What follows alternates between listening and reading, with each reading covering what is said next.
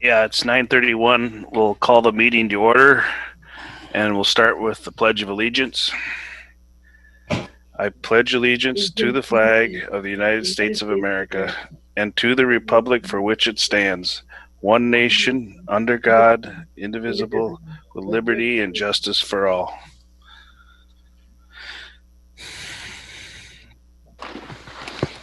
All right, we have several revised agendas. I don't know if anybody's got the latest version.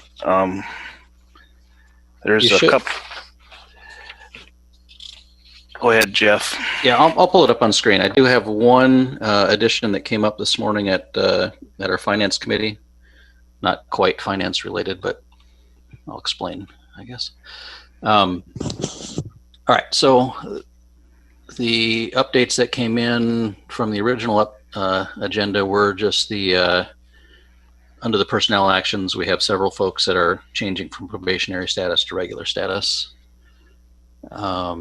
I did clarify that we hadn't formally accepted the resignation of Mr. Van Gort from the Board of Adjustment, so I've added that on there.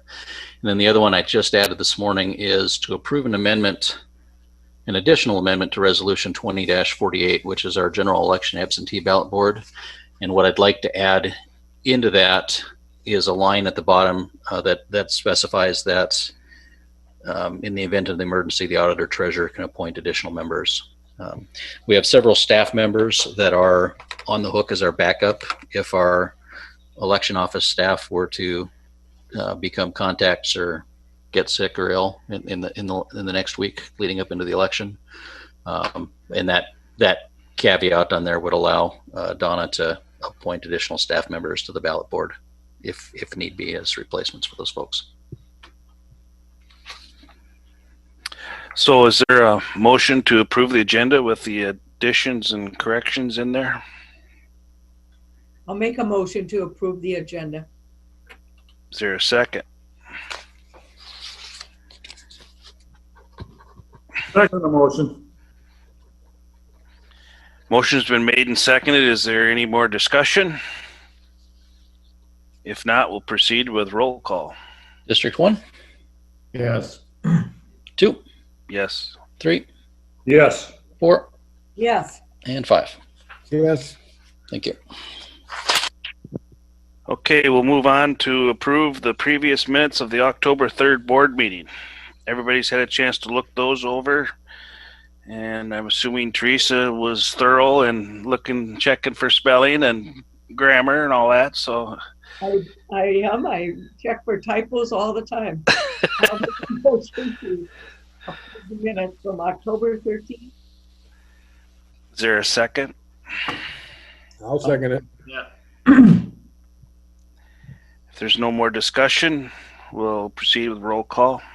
District 1? Yes. District 2? Yes. 3? Yes. 4? Yes. And 5. Yes. Passed. Thank you. Okay, now we'll move on to approving the minutes from the October 20th board meeting and workshop session. Those are two separate minutes. And if everybody's had a chance to look those over, is there a motion to approve those? I'll make a motion to approve the minutes for both. Is there a second? I'll second. Any more discussion? If not, we'll proceed with roll call. District 1? Yes. 2? Yes. 3? Yes. 4? Yes. 5. Yes. Passes. Thank you. Okay, I can't see the whole screen again, but is there public comment? Anybody wish to express public comment?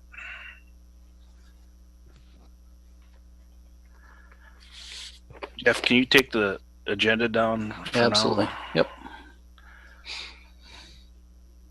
A lot of people in there.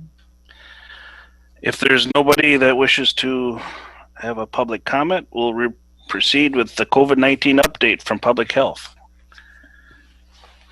John? Morning, commissioners. Morning. Morning. How you guys doing this morning? Good. Cold. True that. So, a couple of things I'd point out this morning. I think you probably have all seen in the news that the state of Minnesota and our county and the upper Midwest region is seeing a pretty significant surge in COVID cases. I think the thing that has people concerned is not just an increase in numbers, because we're also seeing an increase in testing, but it's an increase in the positivity rate of those tests.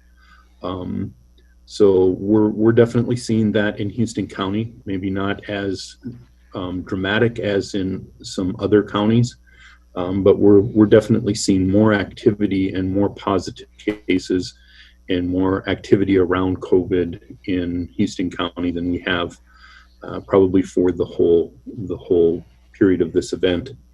I think another thing that bears noting and that we are hearing pretty regularly is with the changing season becoming colder. Obviously this morning, as I was driving in, it was 18 degrees. Well, that's maybe good for getting the deer to move, which I appreciate. It also gets people kind of moving indoors and in closed spaces and tighter proximity. And I think also with the upcoming holiday season, that has people very concerned about an increase in positivity rates, increase in number of cases at a time when customarily we're all getting a little tighter proximity. So we will be adjusting some of our messaging to highlight some of those things. Obviously, it's also being widely reported in different media sources. We were interviewed by the Star Tribune last week, and we're part of an article about rural communities. I think it was in the Sunday paper. So it's something that is really important for us to bear noting, and definitely gives us concern as we look to the coming weeks. Heather, do you have anything you want to add? Not really. I just, we've seen this increase. If we have 6, 7, 8 cases a day in a county of our size, that is an impactful number for us. So we're doing our best to, track those. Audrey has been able to, move some cases out that aren't ours. So we'll take that any day. But those numbers, even though they might be small to others, they make a difference here. And so we do keep track of those and how that may or may not impact our learning model with our schools. So we try to stay in close contact with them. Audrey does a good job with that. So we're just trying to stay on top of that, make sure schools are, using the most up-to-date information to make an informed decision to keep their staff and students healthy. So it's kind of where that is, unless there's any questions or if you have anything else, John. Heather, is Audrey or any of you guys feeling overwhelmed with work? I'm sure you are, but I just was wondering how you guys are faring on that. Yeah, it can be overwhelming because the message has, I think we've really stayed the course with our message, and sometimes that's, it continues to be the same messaging, and it's really important for people to, moving into the holiday season, to think about what they're doing and where they're going or where they maybe shouldn't go. And it can be, I'd be lying if I said it's not overwhelming some days, but, the health of our communities is really important. That's why we're here. And so we will, do our best to do our role and to track that and do their case investigation and contact tracing and try to minimize our spread here in our county, and hopefully our schools can stay in session. And we'll just keep plugging away, and hopefully the light at the end of the tunnel will be closer sooner than later. But yeah. Commissioner Johnson, I'd weigh in on that a little bit too, and just say, weary. Yeah. I think there's a lot of COVID weariness in our community and certainly within our staff. With that said, I couldn't I couldn't be more proud of the people who are doing this work. As I have opportunity, and since you've asked the question, I really like to point out that the people doing public health preparedness, public health response to COVID in Houston County aren't some bureaucrats in St. Paul or Washington. They're your friends and neighbors. They're your family members. They sit next to you in church. Their kids go to school with your kids. They have been working tirelessly for months and months. When there's been a lot of cases, when there's been not many cases, and working very hard to get the very best possible information to our constituents, making sure that it's consistent and that it's vetted, that it is based on scientific proven information. And those are your friends and neighbors. And I think this community should be very proud of that. And I know I am, and I sure hope you as a board are. We are. Yeah, definitely. That's one of the things that affects rural communities different, is that someone knows someone. Everybody knows a lot of people, and so it's more personal. So I just think some of the information in a very highly charged environment about COVID and about many issues in our country has people. I think it's easy for them to forget that the people doing this work on their behalf are people they know and people they care about, and people those folks that work for us really care about our community. Yep. Bob, you had something? Two questions. First one, with regard to, you talk about community and everybody. When you do your tracking, do you find a lot of overlap where the tracking crosses each other? Multiple people having the same result. The second question is, I've listened on TV and the news and whatnot with regard to new types of testing, and the one where you can do it from home with the saliva test and whatnot. Is that something that is going to become available or not? Well, just to answer your first question, Bob, with overlap, are you meaning, are we finding cases connected? Yeah. I would say we have some in both camps. I would say we have some where there might be some household spread, and we have some where it's one person in a household and they're not sure where they picked it up from, someplace in the community. I would say neither of them are necessarily the overwhelming majority, which that's kind of a, seems like a scapegoat answer, but it really, we've seen both. As regards to that. There's not a pattern, is what you're saying. Yeah, I wish there was. Right. Yeah. We could change our course a little bit. As far as the saliva testing, Teresa, did you have a? No, go ahead. Oh, okay. As far as the saliva testing, I would say, and John, you can certainly add in anything to this, but I would say we have been very firm and I think assertive in making sure Houston County is heard as far as access to testing. I would say when and if we have that option, I think that would be a great option to offer our rural communities, certainly our county.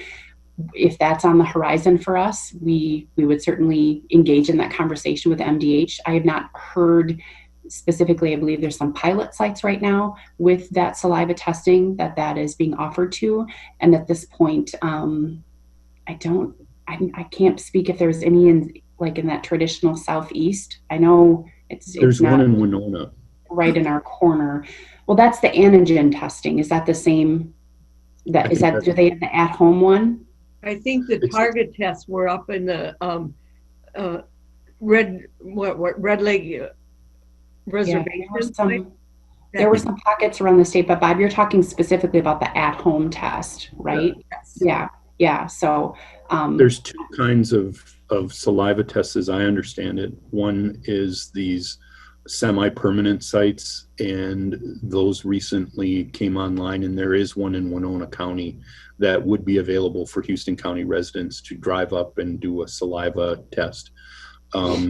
there's also talk in the last week to 10 days of standing up a broad mail-in type of thing. I think we probably won't see that until there's lab capacity in Minnesota, because I think that most of those saliva tests are being sent out of state.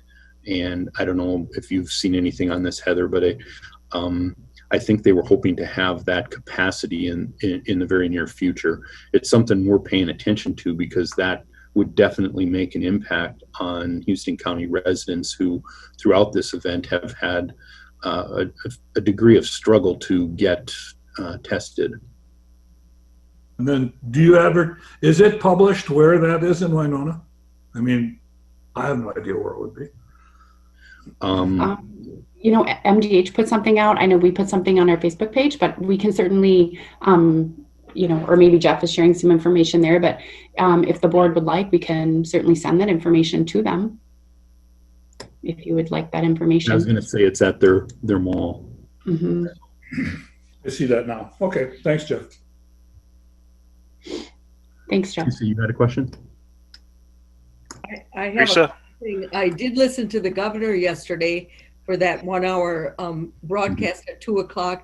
And he was really emphasizing that a lot of greater Minnesota, the rural communities, are not following the mask mandate as hard as well as they should. And that is one of the reasons it's kind of moved out of the urban areas into the rural communities. And he was really pushing for us to follow it strongly. He also isn't going to do any extreme measures as far as shutting anything down at this point. He's just wants us to start wearing masks. The other thing is I saw was on Facebook from a La Crescent councilman that a lot of them have the 55947 zip codes. Do you put out the zip codes of those who have been tested positive? We have chosen, as you know, we had lots of discussion about this. Yeah. We've chosen not to spend we haven't spent any time or put any zip code information on any of our messaging. However, the state has provided a enormous spreadsheet that there are links to, so people can go and look for those zip codes. Our stance has always been that figuring out where it has been or where there's positive cases is at cross purposes with the larger public health message that you're pointing to earlier, Commissioner Walter, that COVID is spreading through community transmission, and that is the case in Houston County. It's the case across Minnesota, and that I think Commissioner Johnson said COVID doesn't have an address, and that's kind of been the stance that we've taken. But the zip code information, to a certain extent, when it reaches a threshold of number of cases, is available through MDH. Jack? Just pick up for a minute on what Teresa said and what she said the governor said. That's it. I have no doubt whatsoever that John and his staff are doing an outstanding job of trying to stay on top of this. However, the fact that been touting the wearing of masks and the washing of hands and that for months, and it continues to surge, tells me that people are complying. It kind of makes me think of telling your 7-year-old to make his bed every morning. Yeah. And he doesn't do it. So I don't know what the answer is if we don't, we the state, we the county, we the municipalities don't have any enforcement, because obviously asking people to do it, I mean, I observe it on the few times I go out, every single time. And I found out yesterday, if you say anything, you're going to get met with belligerence. So I don't know what the answer is. I don't know either, Commissioner. It's surprising to me, because when you see, reputable sources saying that significant numbers of people would be prevented from getting COVID and prevented from dying from the disease. That doesn't seem to move certain people. I think we've also communicated that it isn't a matter of having every single person, every single precaution. It's a matter of enough people doing it. And I see it as a civic responsibility. It's a responsibility to our neighbors and our friends and our family. And if we're able to do that, that's our civic responsibility. And we keep saying that, we keep outing that. It's not a particularly popular message in many quarters, but I believe that it's based in scientific fact, and it's in the best interest of the greater good. I agree. Thank you.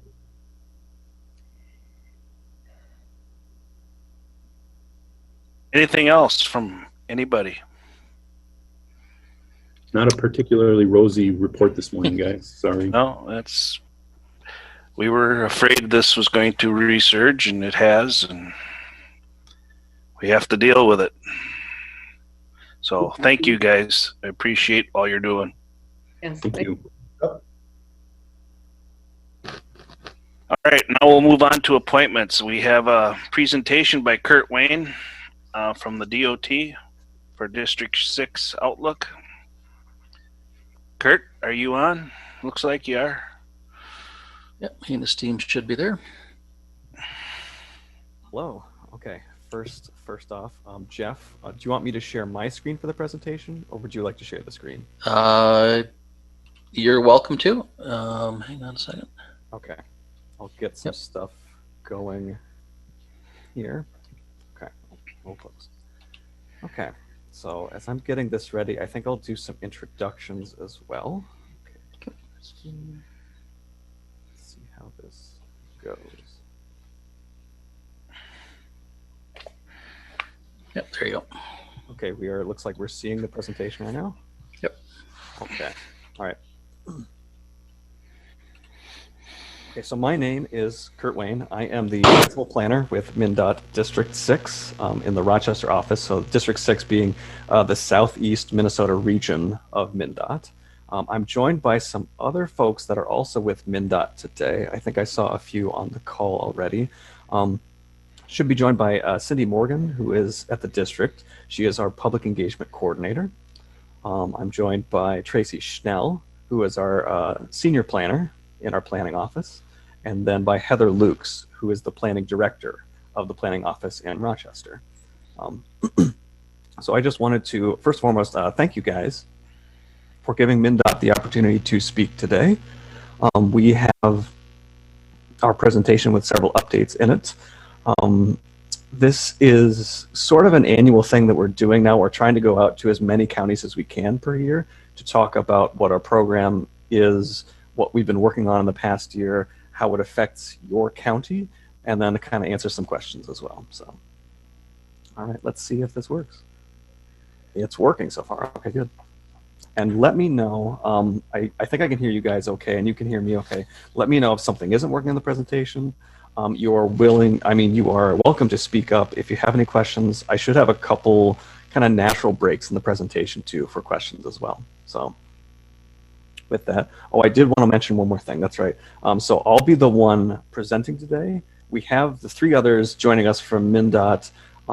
They are available if there's some questions. We found it actually, it's helpful. One silver lining of doing some of these meetings remotely is that we can have more people available to actually answer some of the trickier questions you might have about what we're working on this year at MnDOT. So we've got some other folks on the line if we need their help kind of answering some questions of yours today. So, well, we'll do our best to try to trick you up. Okay, I would expect nothing less. So for today's presentation, this here is kind of our agenda, kind of a brief overview. We wanted to tell you a little bit more, both an overview as well as kind of how the funding is working this year with our 10-year district roadway and bridge work plan.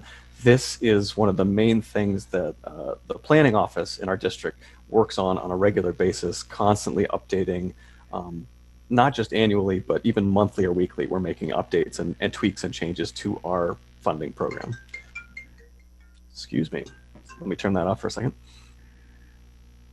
We will also be looking at some of our current and upcoming planned projects, particularly projects within Houston County as well. We'll be looking at updates on some of our other major projects that we're working on as a district in Southeast Minnesota. And we will give you, as usual, some information about other ways you can stay in touch with us, stay informed about what we're working on. Okay, so this is sort of the first slide of about 3 slides about what this big 10-year work plan is. And so we sort of organize it in a couple different ways, the work that we do in planning. So as you can see here, the first 4 years of our 10-year plan is what we refer to as programmed projects. This both 4 and then 10-year sort of time horizons, we're looking at what projects should we be doing based on conditions such as pavement condition or bridge condition, as well as other conditions and sort of new information. What should we be working on? What should we be spending our money on as a state, particularly on the highway system? We are responsible for the highway system. So each MnDOT district completes a list of these projects and must submit a draft to our central office each year. So I would say that our next 4 years, our STIP, as it's called, the Statewide Transportation Improvement Program, that is our more formal document. These projects are referred to as programmed because we know where the funding is going to come from for these projects.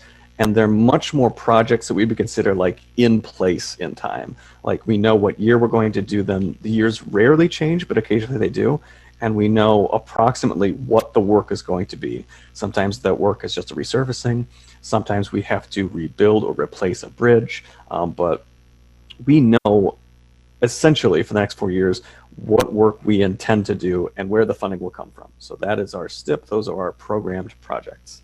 In addition to this 4 years of planned or programmed projects, we have sort of the next or additional 6 years, years 5 through 10 as we refer to it, of planned projects. This is our Capital Highway Investment Plan, or our CHIP. This is another and longer list of projects, but we refer to these ones as planned because they're not, the projects aren't what we call scoped yet, meaning we don't know exactly what they are yet. We have an idea of what we'd like to do. We have an idea of what the funding should be in those years available for those projects. And these are some of these what we call out years where we're really trying to put these puzzle pieces together. We're trying to figure out, okay, what fits in what year? How do we kind of balance this across the district? How do we make the money work? And what type of work do we really need to be doing within this project, within this area? So we have to do a little more analysis in these out years, as you'll see. But both of these lists are updated annually or even more frequently than that. Sometimes they're updated. But officially, both these lists are updated annually, and they are in, actually the document that you see here is what our STIP looked like last year. So. Okay. Informing us and really guiding what we do in terms of the projects we put in each STIP and each CHIP is sort of our program funding every year. So we have to base, we have to guess essentially what projects we'll be able to do in a 10-year period based on funding projections, really with a 20-year revenue forecast. And that actually comes from a different planning document we have, our Minnesota State Highway Investment Plan. We do our best to guess what the revenues will be based on what we know the conditions are like now when it comes to revenue sources. Again, those revenue sources primarily being like gas tax or vehicle registration fees. This is how we get a lot of the money for the trunk highway system. So we have to revise this forecast each year for the next 4 years and then also for the next 10 years based on the budgets, based on funding, based on any piece of evidence we can see that might shift things. One other thing that kind of makes us change our projections from year to year is that the different districts or different parts of the state of Minnesota from MnDOT have to share the funding. And so sometimes we might see a reduction if another district really needs to do another project based on pavement need, based on we need to make sure that the pavement stays in good shape. And so we need to move money around across the state to make that happen. So sometimes this is why we see little blips from year to year. So as you can see in this graph, the green line indicates the money we projected for our program for construction projects Last year being sort of our 20 through 2029 10-year horizon. And then the blue line is what we're projecting this year for those same future years. So as you can see, in the sort of in the right now time period, we have kind of a blip, a high blip that actually kind of has to do with the Corridors of Commerce project and one or two other large projects we had to start this year. But otherwise, sort of a slow progression, a pretty flat line, but a slow progression upwards in terms of funding. But also these little changes between year to year. So like as an example, in 2024, we actually are looking at, that is approximately 15, close to $20 million less for projects in that year for our district than we thought we would have at this time last year. So we have to kind of shuffle things around. And as you can see, sometimes the projects, we think we're going to do them in a certain year and we have to change their years, as you'll see in some future slides here. But this is just kind of another piece of our puzzle that we're working with pretty constantly to try to figure out, okay, how can we make it work? By it, I mean, how do we make, you know, the projects we need to keep the payment smooth and other things like that. So on top of that, as a state agency and as a district, we're trying to hit what we call sort of these investment targets or investment categories. So this graph here kind of indicates for the planned years of projects, how much money we'd like to put into each sort of investment category. So one thing to note here is that when we do a project, a lot of times those projects will kind of, they're useful for more than one goal here. So like, for instance, if we do a pavement project, it might be mostly that money is going towards pavement, but a little bit of it is also going towards roadside infrastructure, such as guardrails, such as lighting. Some of it may also be going to traveler safety in terms of like maybe a new design for a particular intersection. So there's a bunch of different ways, even within one project, we can prioritize where the funding goes within that project. And this is kind of a snapshot for all of our projects in our future years for them. So again, this is set by our state policy, and it's set by a lot of planning work that we do at a statewide level to try to make sure that we are investing in the way that the people of Minnesota want us to invest on the roadways. So as you can see here, we have a lot of investment put into making sure we maintain the pavement that we currently have and maintain it in a good condition. I will note one thing here with our district for these sets of years that we're looking at. That's actually the one slice of the pie here that actually looks a little small is bridge condition, and there's a reason for that. Normally, we would try to set it at 10% or more of our budget would go towards bridge condition, so resurfacings or replacement of bridges. But because of, again, sort of we're sharing all of the funding with other districts in other parts of the state, we have a very major project going on starting approximately 2027 up in Duluth. The Blatnick Bridge between Duluth and then Superior, Wisconsin is scheduled for a replacement. That is actually taking a lot of money for bridge work away from all other districts to work on that for those sets of years. It's a multi-year project. So we're actually looking at a little bit less on that sort of ratio of funding for those years than we normally would. And so we have to adjust again and sort of adjust our program and plan projects accordingly.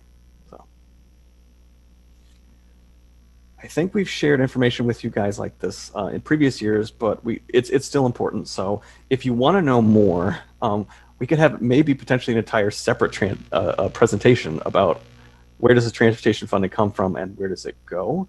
But we actually have what we think is actually a pretty good website that kind of describes that. You can actually kind of interact with it and click on things and see just kind of by pot of money or by source or by a few different ways.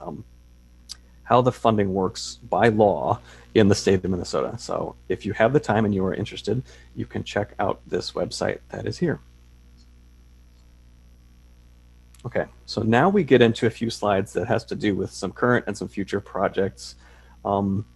Most of these maps should also be available in your pack because sometimes they're a little hard to read. I understand that, but I'll walk through some of the important stuff with you here. So this map shows our current 2020 construction season. And actually in Houston County, I noted, as of this list, there were no construction projects happening on the trunk highways in Houston County in 2020. However, I did check my notes. There may actually be one bridge project happening this fall. It was sort of a maybe. There may be a bridge project on Minnesota 76 at Money Creek that is actually starting this fall or next spring. I'm not entirely sure.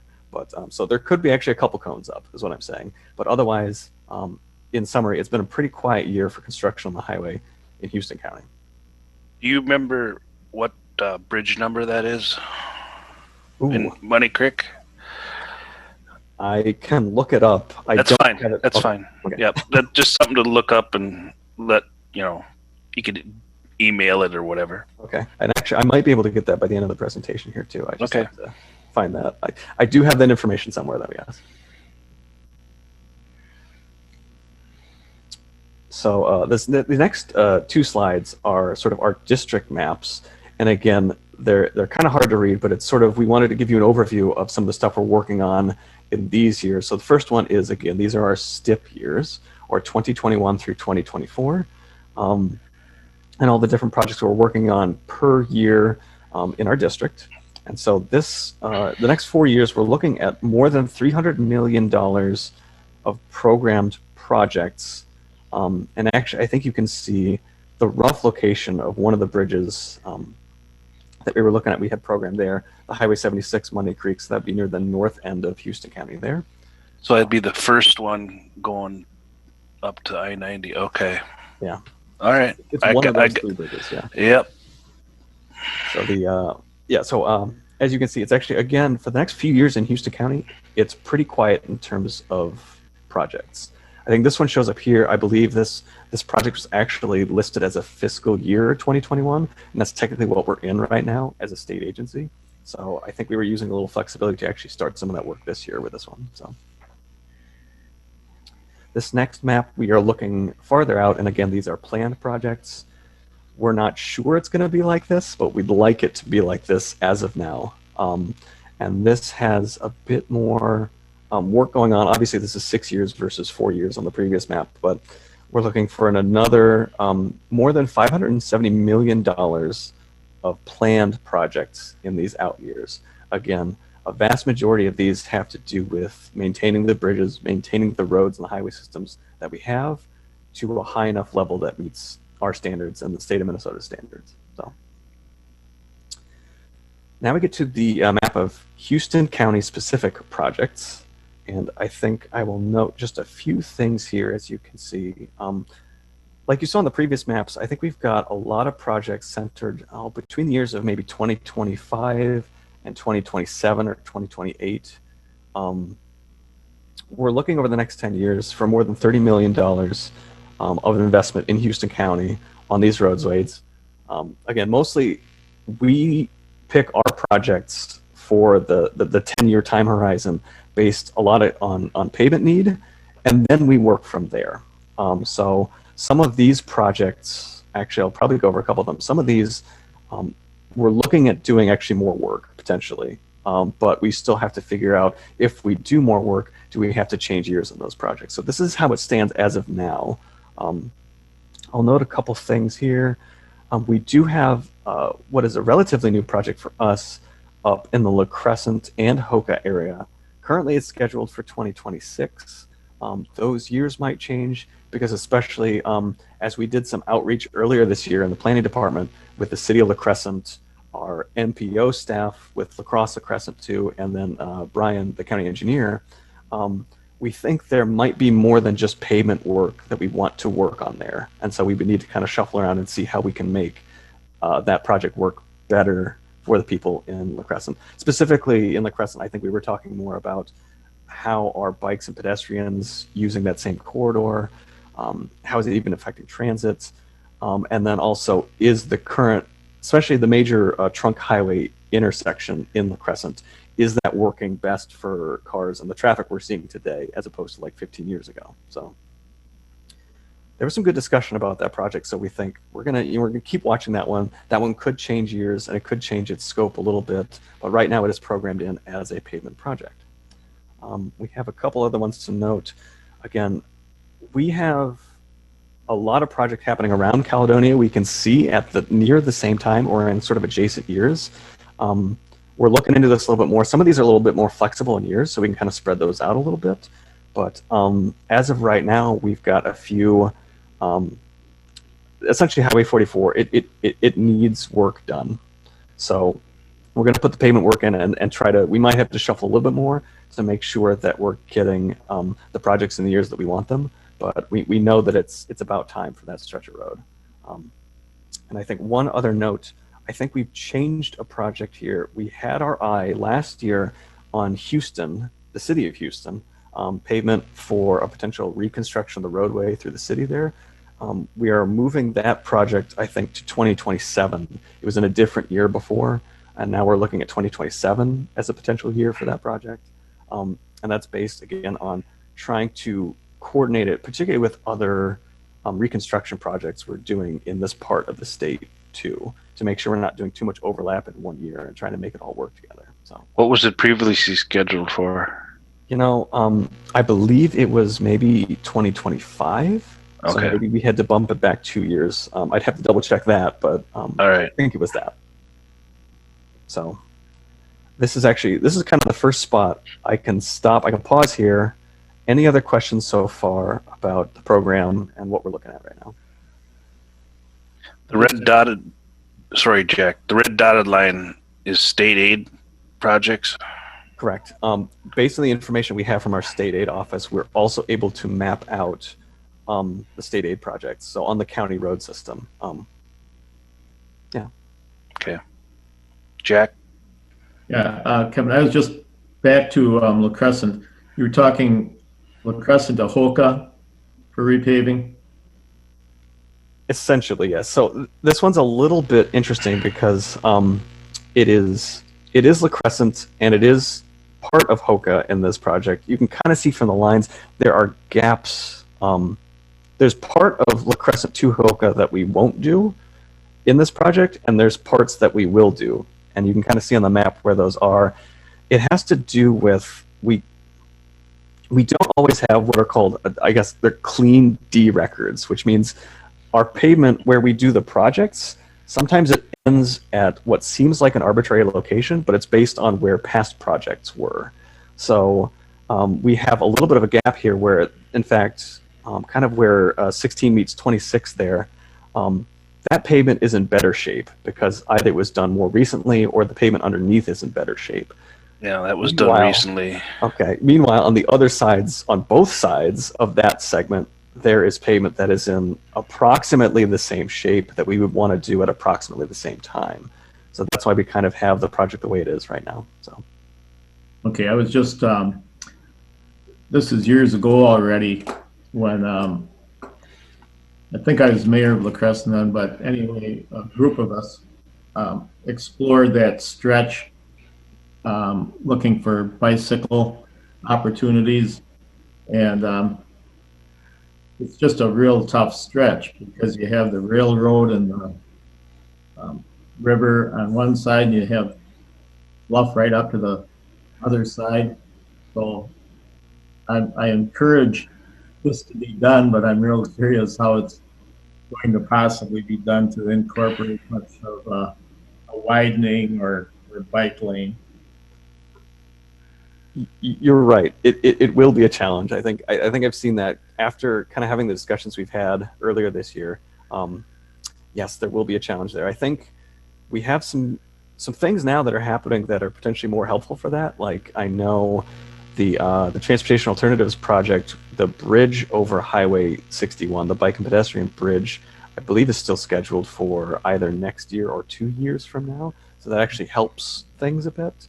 Right. But we kind of talked in our meetings earlier this year, like there's still some benefit to be gained. We can still do more potentially. So trying to make that work for all modes will be a challenge. Yes. Thank you. I don't hear any other questions. Actually, is there something in chat maybe? Hang on. Can I check that? Oh, thank you. Okay, Heather's sending me a note. Okay. So as it's in our program for next year, this is coming back to the Money Creek bridges. The 3 bridges that are being worked on is 9104, 9105, and 9106. And I think I had a note from a project manager that one of those, and I don't know which one, but one of those is going to be worked on this fall. Yeah, that looked like the first one there. Now it doesn't mean replacement. It means just to be worked on. Correct. This would be some sort of maybe resurfacing the. Yep. the Okay. Yeah. So All right. that's more, especially for bridges, that's minor work. A major work on a bridge would be replacing it. Yeah. Yep. I also have a note. Heather she's doing some digging here. Good work, Heather. Thank you, Heather. Also, when we presented last year, Heather is saying the Houston Highway 16 reconstruction project was listed in fiscal year 2024. So we've had to bump it back 3 years right now to try to make it work within the program better. Thank you. Okay. I'm going to go on to the next slides, I think. Here we go. Okay. So in terms of other topics in our district, we have a few other major projects that we're either working on or about to start working on that are kind of also adding to the complexity of our program and what we're trying to accomplish. So one of those is the US 14 4-lane expansion. This is a Corridors of Commerce project. You may have heard of this project, maybe. This one is from Dodge Center to Owatonna, the kind of the final leg of that stretch of 14 that is 2 lanes. We are converting to 4 lanes. That one is currently underway. It is using a completely, at least in that stretch, it's a completely new alignment of the roadway too. So we're able to do this construction without significant delay right now to the existing 2-lane highway. We already have one overpass constructed, and then we have other interchanges and overpasses to the highway or the railroads currently under construction. So this one should be open by fall of 2021. And there is a good chance that there will still be a little extra work to be done in the year 2022 that you might see. But the roadway itself, the new roadway, should be open by the fall of 2021. The next major project we're looking at here is US 52, one of our busiest roads in the district, the 4-lane between Rochester and the Twin Cities. We are going to be completely redoing the southbound lanes between Cannon Falls and Zumbrota, plus some other work having to do with some bridge replacements. So it's a pretty major project. It's also a multi-year project. Should see the addition of also some reduced conflict intersections, as well as some access closure to make the roadway safer and run more like a freeway, essentially. That work starts next year, summer of 2021, and it should end by the end of 2023. And this one is a project that is approximately $60 million to complete, to get it done right, essentially, and it potentially even could be more than that. So it's a pretty major project. If you're traveling to the Twin Cities, that route, you will probably feel this one in the next couple of years. A couple other projects we're doing. In Austin, we're doing some pretty significant bridge replacements in 2023 and 2024, especially. Multiple bridge replacements, as well as a few bridge rehabilitations. Essentially, this stretch is, it was all built, and those bridges were all built on that interstate at almost exactly the same time when the interstate was first built. And now they're all kind of coming up for some sort of work. So we're trying to spread it out by replacing some and rehabilitating others. Finally, one of the final major projects we're looking at is another replacement of Interstate 90 bridges, this time near US 52, near Rochester. This one is currently just a replacement of the mainline bridges of I-90 over US 52. But we as a district and as MnDOT are trying to secure more either state or federal funding from other sources to actually kind of upgrade this project and actually do some interchange work here. We're trying to actually eliminate some of the at-grade left turns that are very busy. It's a safety hazard with potentially like a flyover ramp, a new flyover ramp that way. But again, that one is contingent on funding, and we have not lined that funding for that part of the project up yet. So maybe more to come on that project, but for now, it's still a major project. Okay, so other big updates. COVID has affected how we're doing both planning and construction, maybe for the next 2 years as well. Because of the sudden changes in people's commutes, in how literally transportation worked across the state, and then therefore the changes came to us as less gas tax revenue to the state. So in doing some of these short range budgets and saying like, well, okay, oh shoot, okay, what do we have now? What do we think now that COVID's here? There was an initial projection that the state and MnDOT could be at a $400 million loss in revenue for this year and next year's construction, which is a pretty significant number. However, these forecasts are typically being redone, and we think with the next forecast, that number won't be so high. Having to do with, we have to guess essentially when we forecast, like essentially how much people will use gas and then therefore the gas tax. And so we had to make an initial guess. We keep making more guesses. We think travel is getting close enough back to normal that it won't be potentially this high. But if it were this high, it's possible that our district in Southeast Minnesota could see next year's construction a $9 million deficit, which could be one or two whole projects if that's the case. So because of this, we even have to maybe be doing some shuffling within our first 4-year program again. But again, we'll be working behind the scenes as best we can to try to make this work as best as possible, given what we know is going to potentially come up with funding shortages. But we're working on that. So it's something else we have to juggle this year. In the planning office, we've been able to work on or assist with a couple of planning updates this year. So the first being the district freight plan update. This one is about to get started. So it should be beginning later this fall. We're kind of, I think, working right now through just getting the contract and consultant on board to do the work. This one is, we want to get some more guidance to us as planning staff and us just as district staff in general doing the projects about what are the real issues when it comes to freight, and how can we translate that into future investments and future work on our roadways that really helps freight. So yeah, this plan really is designed to give us a better idea of how to use the money to best serve sort of the freight needs that we currently have. So this other planning initiative that we're working on, it's a little bit of a mouthful, but it's Advancing Transportation Equity, or Community Conversations, our engagement project. It may not be apparent exactly what it is by the title, but in a nutshell, we want to understand, we're trying to understand as a state agency what we don't understand yet, and that is who we haven't really heard from yet. We have a recognition that there are groups of people in the state of Minnesota that we've served well over the years and decades as a highway department, and then MnDOT, and then other groups we haven't heard from as much. We call them underserved communities, and we want to know who those people are, how we connect to them better, and then how that then translates into where we're using our money, and are we making the best investments for those people as well. So it's a lot of a mouthful. It talks about equity. It talks about making sure people are included in our process. As many people as possible in Minnesota are included in our process.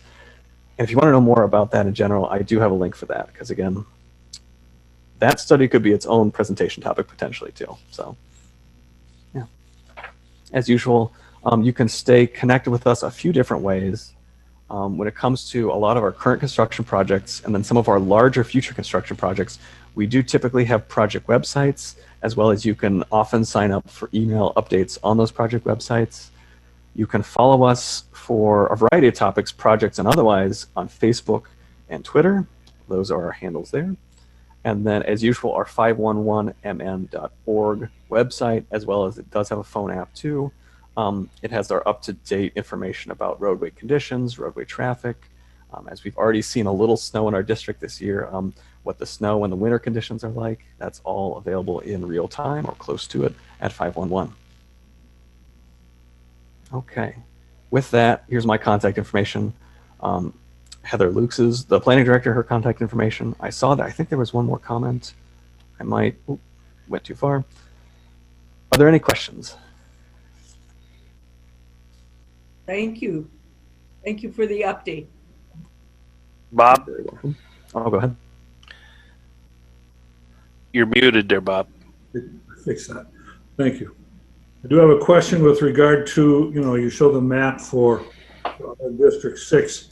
is there a map statewide for all the districts as far as the funding and how it's placed? I mean, does the Metro District get substantially more money than the rest of the districts? And how it's laid out? Okay, so I think I heard a couple questions there.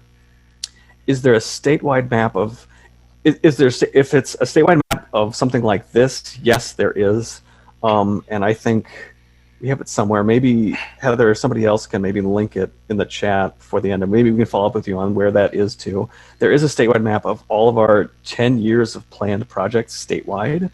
But because it's so big, it gets updated less frequently, essentially. So that is even more subject to change sometimes, but it's also a little bit interactive for you too. So you can see at least a few project specifics if you click on each project. So that does exist there. And then kind of another question I heard there was, for example, does the Metro District get more money than our district? The short answer there is yes.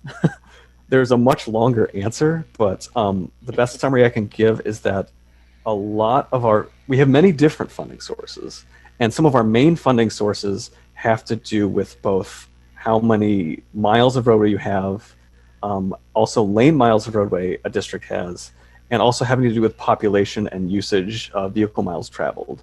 So given those formulas, it would make more sense that the Metro District would get more money than some of the other greater Minnesota districts. But there are also, as I said, other funding sources or pots of money, as we call it, that actually help to balance out some other priorities better too. So there's some things that the Metro District will get funding for. There's other sources of money that only Greater Minnesota gets funding for when it comes to the trunk highway. So it's a little complex, but yes, they do get more money. Okay, thank you. Anyone else?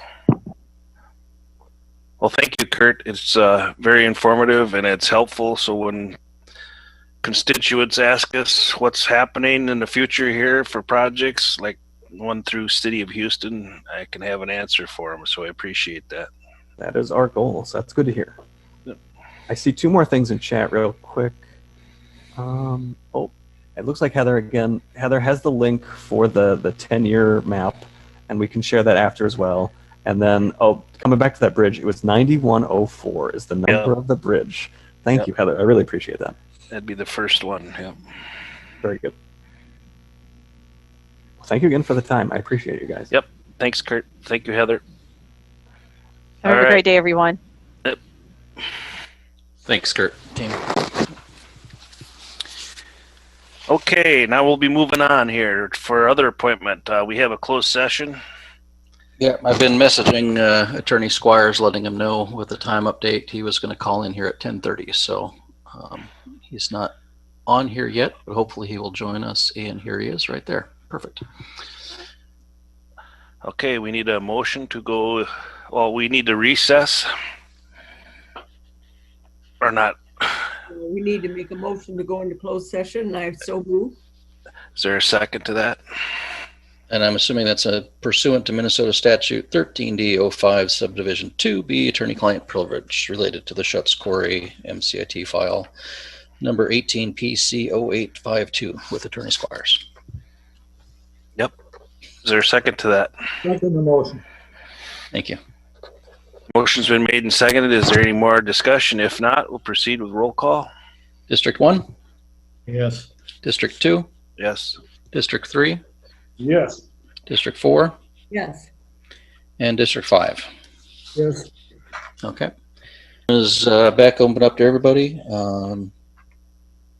Attorney Squires, if you'd like to summarize our closed session for the record.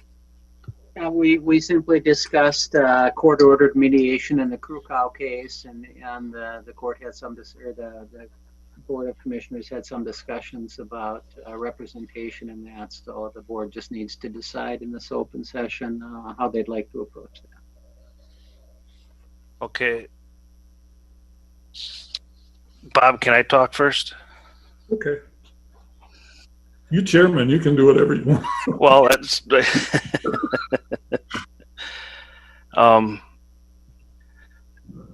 I feel as chairman of the board, and that we need to appoint a representative from the County Board of Commissioners. And that person should be Greg Myrie. It's in his district. And I do not feel that we should need to have a Board of Adjustment member at the mediation because they don't have no authority on litigation and mediation and so I make that a motion to appoint Greg.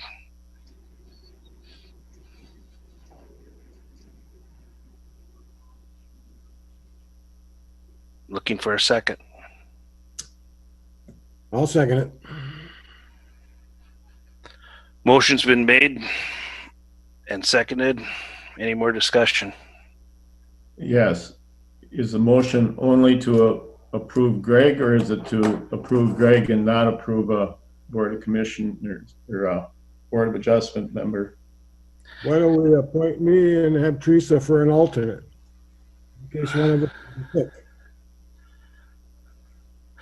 My motion was to appoint Greg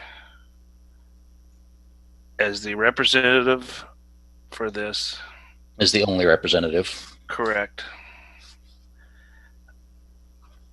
And we do not, and it was also in the motion that we don't need a Board of Adjustment member to participate in the litigation. So I understand then, your motion, appoint Greg and not allow a Board of Adjustment member. On the grounds that they have no authority to mediate.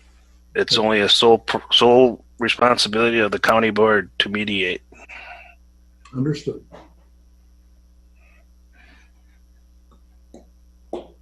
So it's been made and seconded. Any more discussion? Nope. If not, we'll proceed with the roll call. All right, District 1, No. District 2, Yes. 3, No. District 4, No. and District 5. Yep. Motion fails 3-2. Okay, Bob. Then I'll make a motion.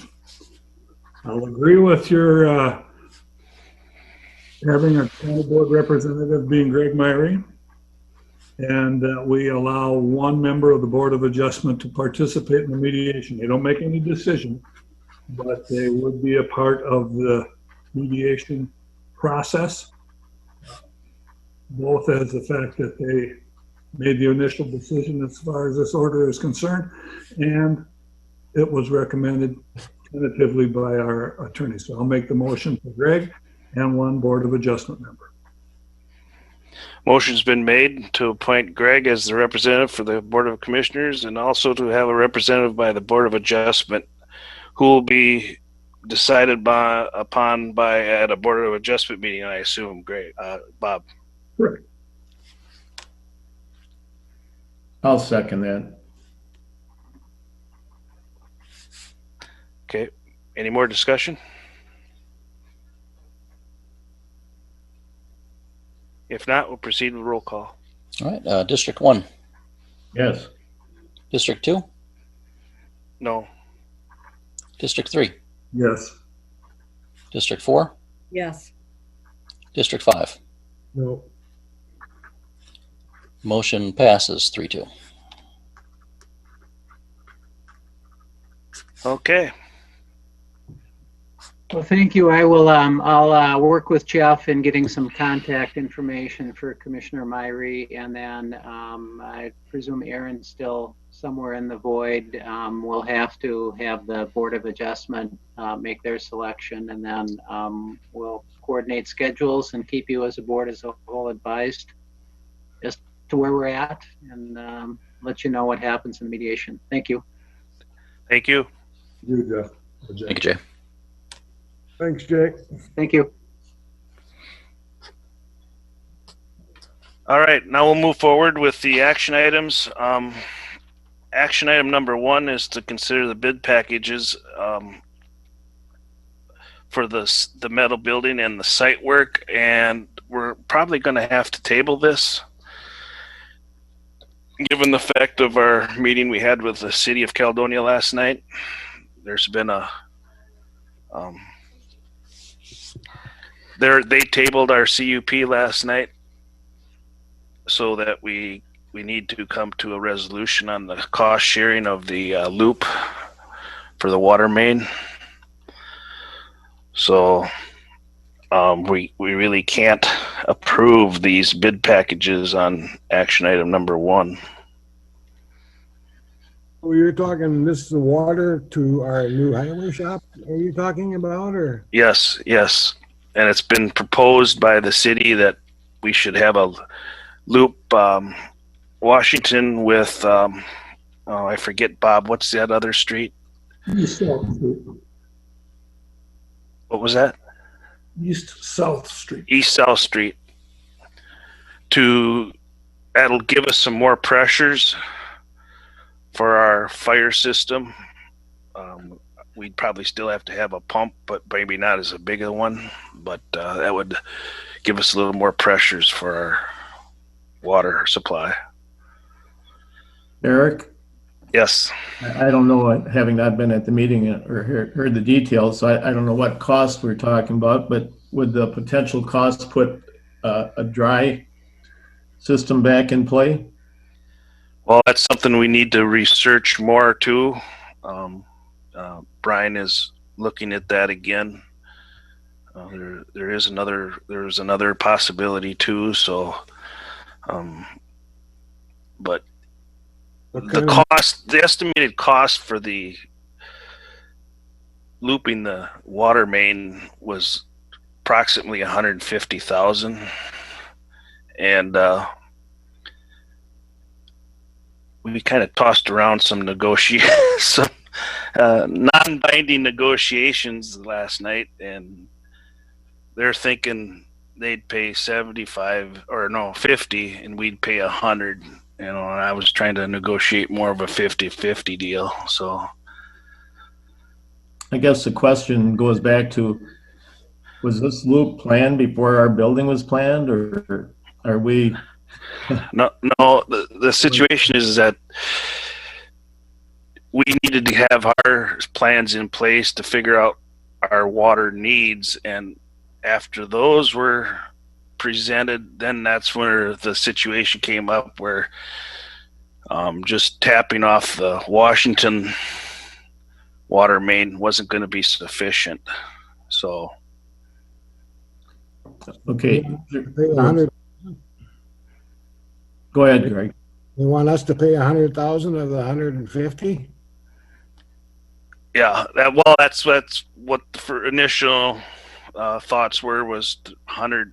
We'd pay 100, they'd pay 50.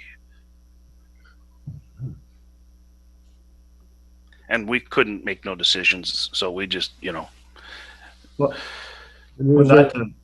I guess not to try to resolve this here, but just a question.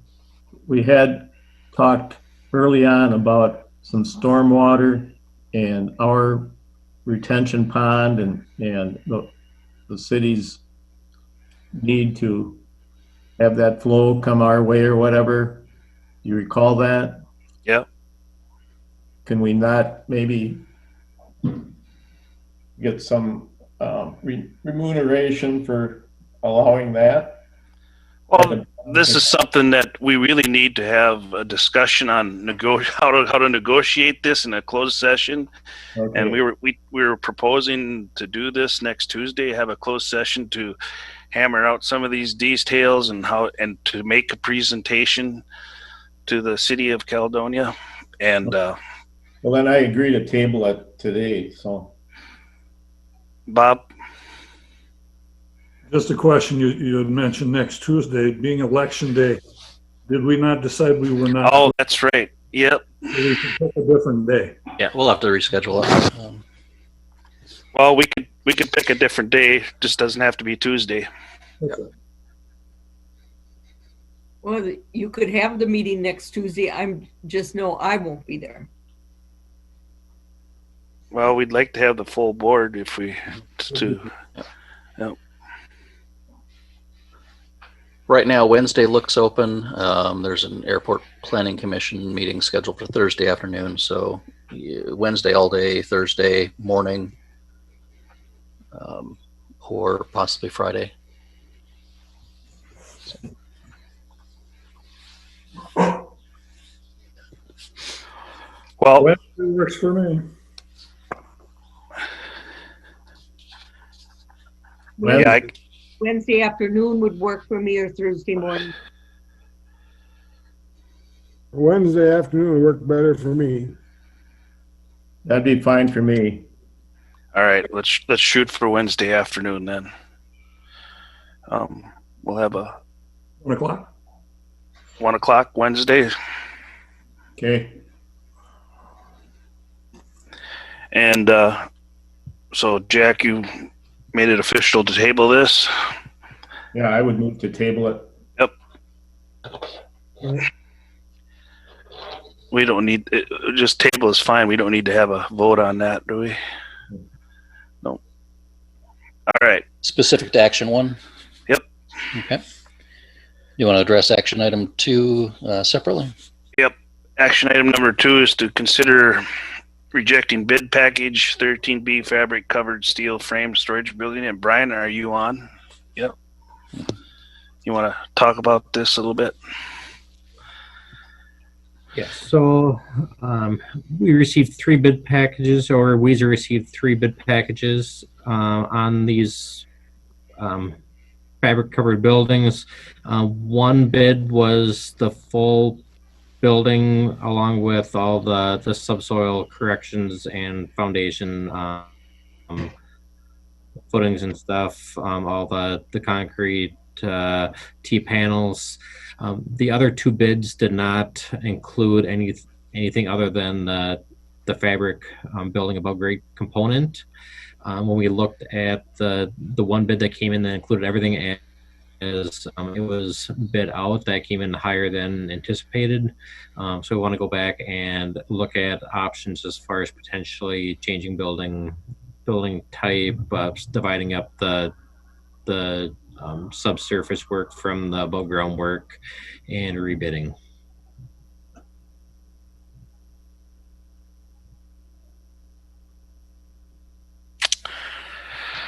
Okay. You've all heard that. Do we have a motion to reject? So move. Is there a second? Any more discussion? I didn't catch who seconded, sorry. Bob. Okay. Yep, Bob did. Thank you. Any more discussion? If not, we'll proceed with roll call. District 1, Yes. District 2, Yes. 3, Yes.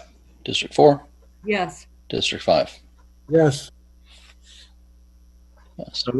I would ask Brian one question with regard to, since we're going to meet next Wednesday afternoon, if he could get some information together with regard to the water systems being a dry system, being that tank that was mentioned last night, as well as the wet system with the pump. If we could get some information for the meeting.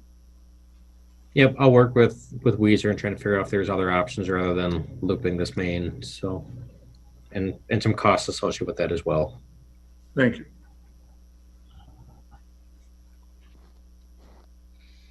Okay.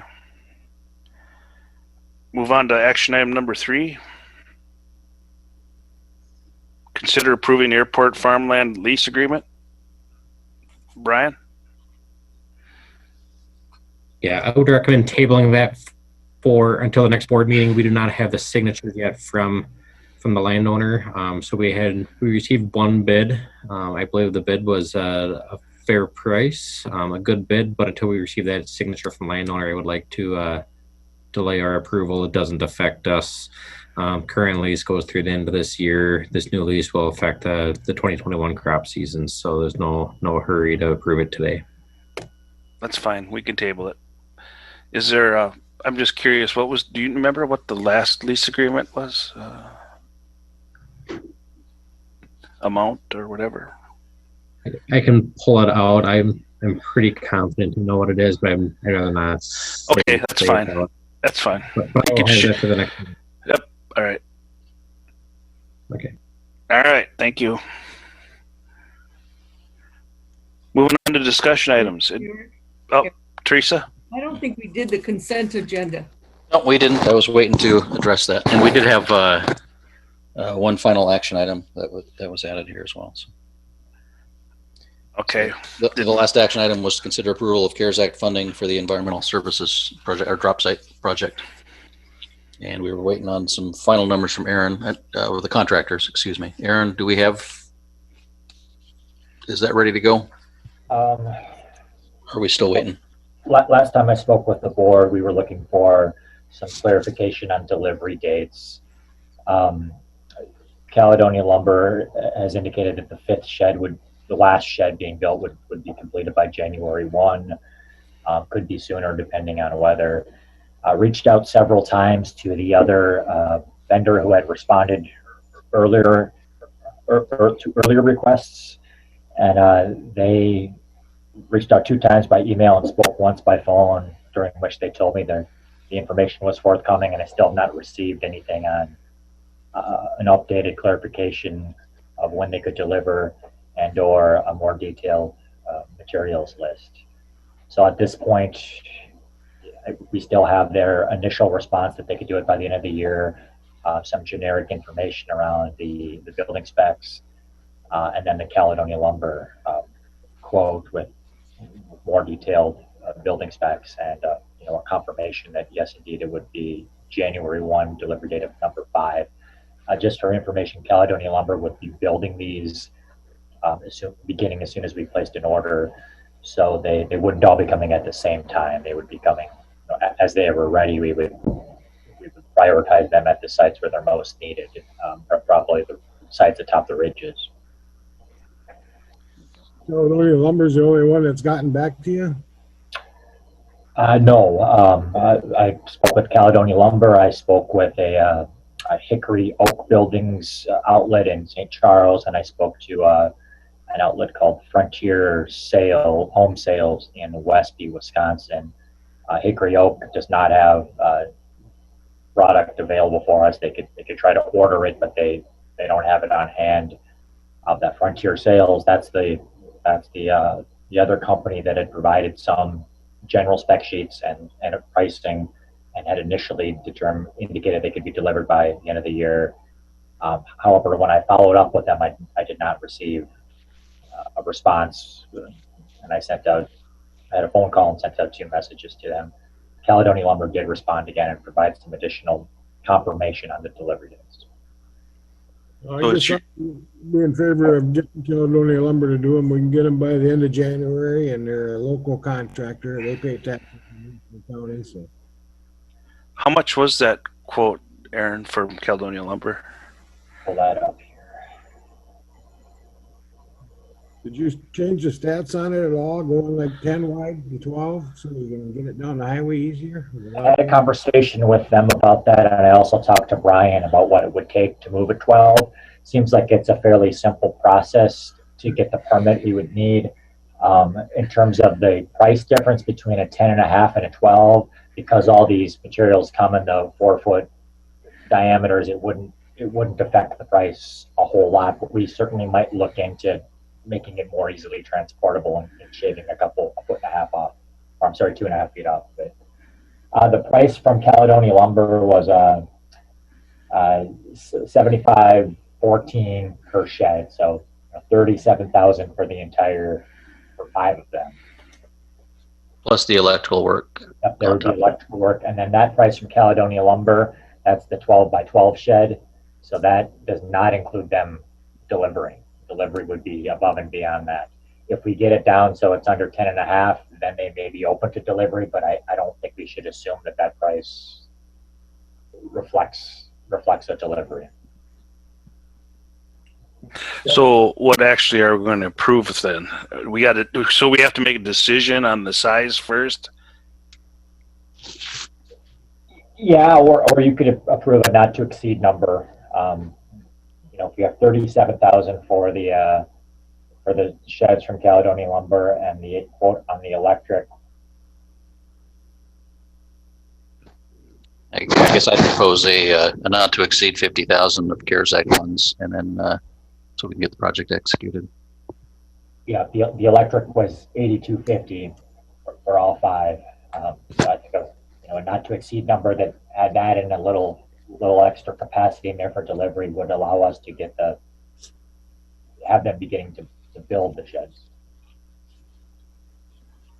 I think we should go with the local Caledonia Lumber and make a motion to not exceed 50,000 and use CARE money. So are we throwing this in the consent agenda then that way, or No, it's an separate action item. Oh, okay. Yeah, we'll address the consent agenda next. All right. Circle back. Okay, Teresa made the motion, and Greg, did you second it? I'll second that. Okay. Any more discussion? If not, we'll proceed with roll call. District 1. Yes. District 2. Yes. 3. Yes. 4. Yes. 5. Yes. Thank you. Motion approved. Commissioners. All right, and then we got a little bit with our appointments. We need to circle back to the consent agenda. Yeah, that got thrown off by the appointment, so Yep, sorry yep. about that. Consent agenda. Everybody has a chance to look at that over and the additions. Did we bring up the resignation of Brian Van Corp? Was that under action items or is that under? That's under consent agenda to accept resignation. Yep. Yes. I'll make a motion to approve the consent agenda. Motion's been made. Is there a second? Second. Any more discussion? If not, we'll proceed with roll call. District 1, Yes. District 2, Yes. District 3, Yes. District 4, Yes. and District 5. Yes. Thank you. Okay, now we'll go on to discussion items. Administrator updates. Yep, a few things. First off, in the packet was the AMC dues notification. I think a slight increase there, but nothing that wasn't unexpected.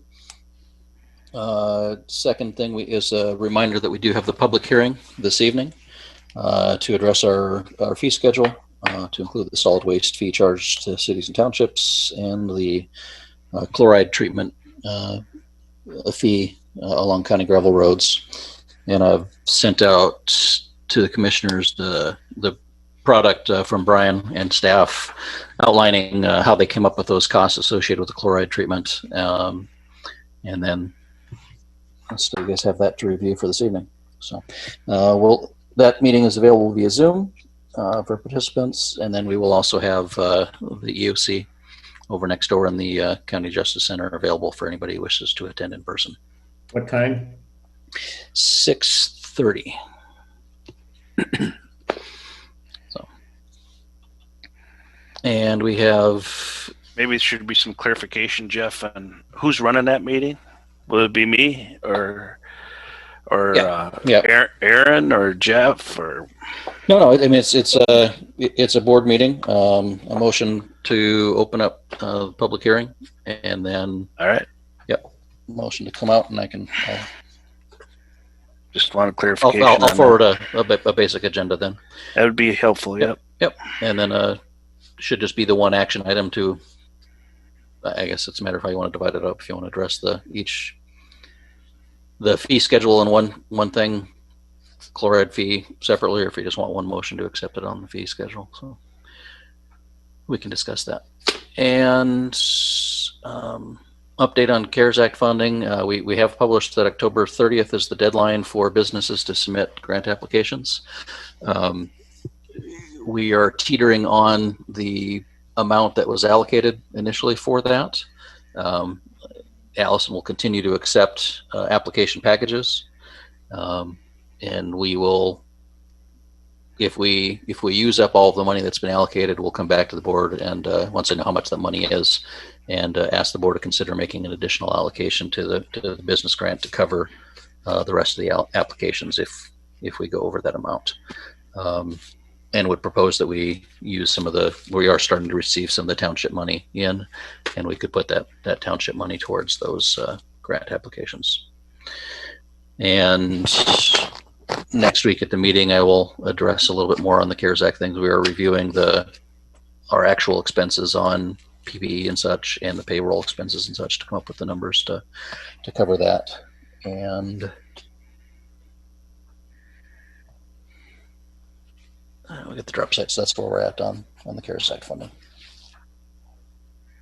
So, and again, we're a week out from the election. Donna's staff is doing some great work to keep accountability of all the ballots that are coming in. This is definitely as expected, a record-setting year on number of ballot applications and ballots received. So her folks are staying busy, but it all appears to be going well. I had a call from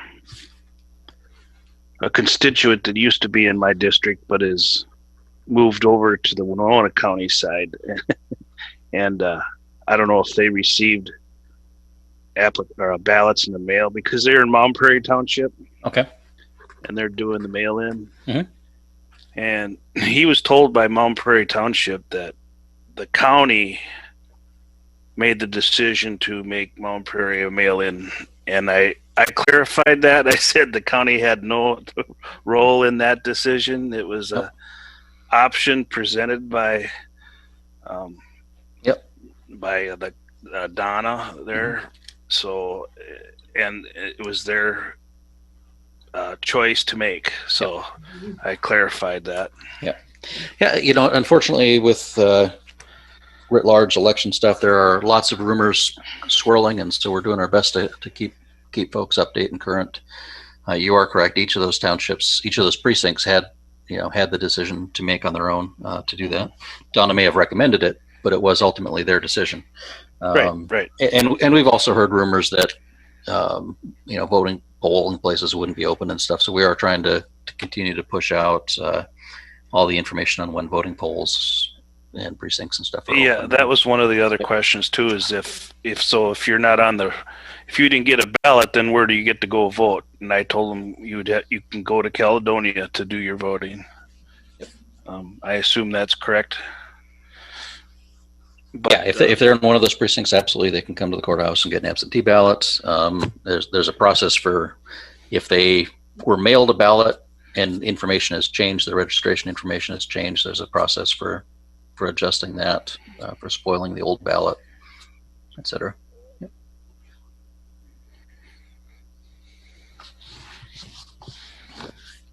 Anything else? That's what I think. Move on to commissioner reports. Teresa? I had reminder that Monday is a district meeting by Zoom for our District 9. I gave my report last week on Brownsville Township, and they were going to come to the public hearing tonight about the household fees. Are we not discussing that at the public hearing tonight? Yep, that's part of it. Yep. Okay, sounds good. Allison's picture and article was in the paper last Sunday, the Tribune. Allison. Very proud of Allison there. I had a busy week because Dick's sister passed away this past week, so we had a funeral all day Saturday, and kind of a hard week that way. But I went home and made apple pie slices after our last week's meeting at Jack's recommendation. Doesn't do any good here. Didn't share any. They are good, aren't they, Teresa? Oh, they're wonderful. And also, Bob, I noticed that on the calendar, our calendar is a family collaborative meeting this Thursday. Are you going to attend? Okay, I still get notice on it too, but we don't need 2 commissioners for that. That's at 3:30. Yes. All right, that's all I had. Okay, Jack? Well, last night I had an hour and a half Zoom meeting for the Regional Radio Board. And again, I was acronymed to death, but quite an extensive meeting. I have a number of things, again, that I need to pass on to the Sheriff's Department, see whether they're on top of it or not. But Judy Enderly is pretty good at keeping those in our district appraised of what they can apply for, if there are grants, and what meetings and so forth. But I'll follow up on that. County meeting, county maintenance building meeting. I can let you elaborate on that, Eric, if you want. But we discussed the bid packages, part of which came up this morning. So we keep working at it, and it's moving, but there are always obstacles when you have something as large and complicated as a building like this. So we keep chopping away at it. Other than that, I don't think I have anything significant. I missed that Rising Star under 40 by a couple of years, but it was very good to see Allison in there. Well deserved. That's it. Well, Jack, I asked if there was a Rising Star under 60 because I only got 1 year left on that category. So you got my vote. I mean, yeah. Then you will be falling stars. Where do we qualify? Teresa, just wondering, was Dick's sister, was that unexpected or? No, she was elderly. She was 90. Oh, okay. Well, he's definitely a little brother then. The youngest of 12, and there's only 4 left now. No. Our sympathies to you. Bob? I had a couple of questions for Jeff with regard to the fee schedule that you sent us, going through that listing and whatnot.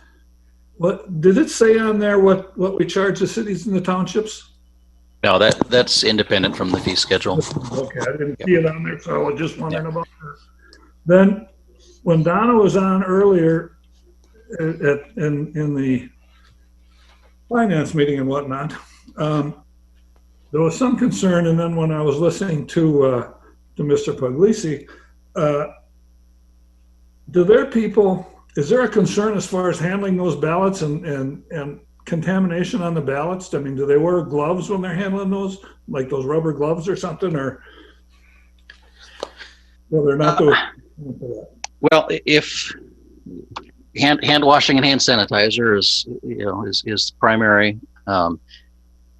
If we have a ballot that we are aware of is known to be from somebody who is on quarantine or contaminated, they will then treat that batch separately and wear gloves. The rest of the ballots are handled, and we're of course reminding them to wash their hands and use hand sanitizer often. But the ballot, most of the ballots that we've received now, or at least the mail-in ballots, have all sat for a while before they, because we can't process them immediately. So I do notice on the listing that we got from Brian with regard to the chloride, if you take there's some county roads that we do because of the quarries that are on the road, and like County 5 that goes down towards Winnebago. So when you look at the savings, did I read that right, that the actual savings is like in the $27,000 range? I think that's what was budgeted, wasn't it? The 27,000. So I mean, way back when we had talked like $60,000 was going on the county side of it, but the actual savings is considerably less than. I don't know if you got the same one I got, but I got one that said with all the safety stuff on there was like 44 or 45,000 was the total spent on county roads. Yep. I maybe got a different one than you did. I don't know. I think we probably got the same one.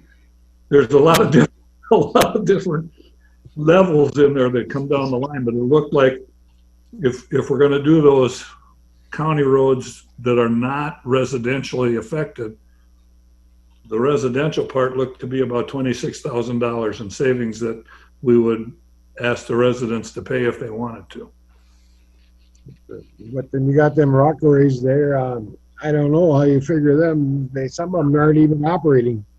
Right. You know, them 2 rock quarries down in Winnebago. The one on the right can't operate anymore because I think they ran out of room, and the other 2 sides is all shut down. So, I mean, there probably won't be any mining down there for quite a while. I just think it's kind of foolish to put chloride on them roads. If they do decide to mine, can't we go back and put chloride on? Yeah. Yeah. So the list Brian sent out has, the sections that we've typically applied to. If this proposal goes through, the residential areas would then be up to those residents if they wished to have it applied or not. The other areas would still essentially apply as road maintenance, and we would, the county as a whole would still continue to apply it there and pay for it there. I guess I'd like to see a better. Go ahead, Greg. I mean, if there's no quarries in operation, why are we putting chloride down? We could post a sign saying trucks are hauling 20 miles an hour. I mean, we put chloride on every year, and they might only operate in that quarry out of the 3 years. I mean, it's kind of wasting the chloride, and really, it's not doing our groundwater any good. I don't have Brian on here to address the when and where it's applied and whatnot. So I think that's a discussion we can have, and it's an operational decision on when. I guess what I'd like to see is more of a clearer breakdown on the residential, the stretches that are done automatically for safety reasons and such. If that would be more helpful for the meeting tonight. Okay. So then back to my report. We had our finance meeting, Greg and I, this morning with everybody. Not a great deal of information provided. There's no surprises or anything have come up as far as the current budget, and still in the process of looking at the proposed budget to see what we can do as far as cuts and whatnot. But the current budget, we're running about normal. We've got the money, that $2.2 million that we got from the state, but that's going to be all accounted for and then sent back. So that really, it's an in and an out wash as far as the budget is concerned. The regular budget is running pretty close to normal. I've got a Selco meeting tonight at 5:30, so I'll have to leave that early so I can get to the 6:30 meeting at the Criminal Justice Center. I have an appointment with the Sheriff's Office this afternoon. In going through the vouchers for payment, I saw there was one in there to the Kistler Police Supply Company for pepper balls. There's a new technique that they shoot pepper balls at a perpetrator or somebody that's, let's say, having a psychological problem or something. The tasers are only good for up to 25 feet. The pepper balls are considerably farther, and it's a new non-lethal method of controlling a situation. So I'm going to go and meet them and have a look at that. So that's finance, that's Selco. Still waiting to see as far as this Oganall situation down by Sheldon. We've got some information from the DNR as far as what it would take to rectify the floodplain, the base flood elevation situation. They've been given the information. We have not gotten a response back from them yet as to their thoughts or opinions on that. Kind of goes to what Mr. Squire said earlier today. A prior wrong doesn't make it, and 2 wrongs don't make it right. So we've got some information coming on that, and we'll wait and see how that works out. And that's all I have to report on. Okay, Greg? I haven't got too much, I guess. I took in a couple of town board meetings. They were asking about the CARES Act money, how they could spend it and stuff. And I told them they best call Allison and get it from her because she could fix them up whatever way. Give them an answer. I said, I'm not the one to be doing that. So, and then we had our finance meeting. I guess that went pretty good. And there's some tweaking we have to do, but I think we'll be fine by the time we get done.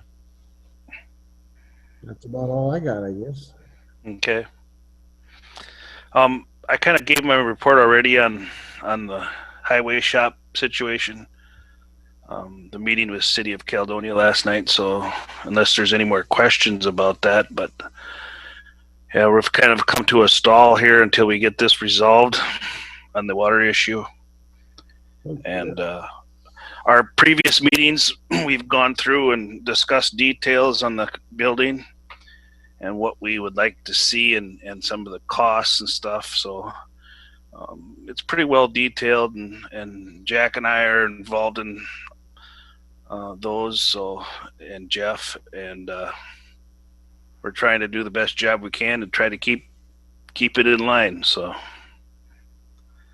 I too would like to send out a congratulations to Allison. That was a well-deserved recognition on her part, and it's a benefit to the Houston County to have somebody like that working here. As you know, we've had a second COVID death in my area, and my thoughts and prayers go out to that family as well. That's all I have. So, if there be no further business,